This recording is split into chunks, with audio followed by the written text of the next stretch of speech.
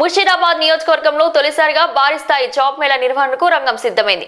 తలారి దినకరన్ రెడ్డి ఆధ్వర్యంలో జరిగే జాబ్ మేళా 2025 యువతలో భారీ ఆసక్తిని రేపుతుంది. ముషీరాబాద్ నియోజకవర్గంలో తొలిసారిగా తలారి దినకరన్ రెడ్డి నేతృత్వంలో జాబ్ మేళా 2025 నిర్వహించబోతున్నారు.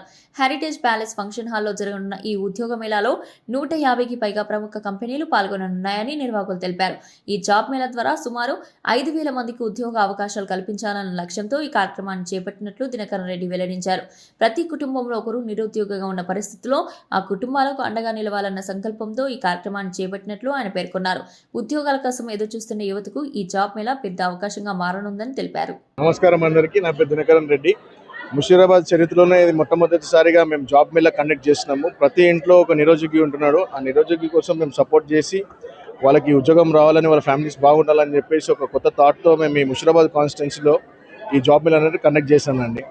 సో మీరందరూ, ఈ ప్రజలు కూడా నన్ను బ్లెస్ చేస్తున్నారు. ఇంకా ఫ్యూచర్లో కూడా మేము చాలా మంచి మంచి కార్యక్రమాలు తీసుకురాబోతున్నాం. ఈ ముషీరాబాద్కి డెవలప్మెంట్ వైపే చూస్తున్నాం. మేము ప్రతి ఒక్కరు దీవెనలు మాతో ఉండాలి. మా బ్లెస్సింగ్స్ మీ అందరితో ఉన్నాయి. Thank you sir. Thank you lot.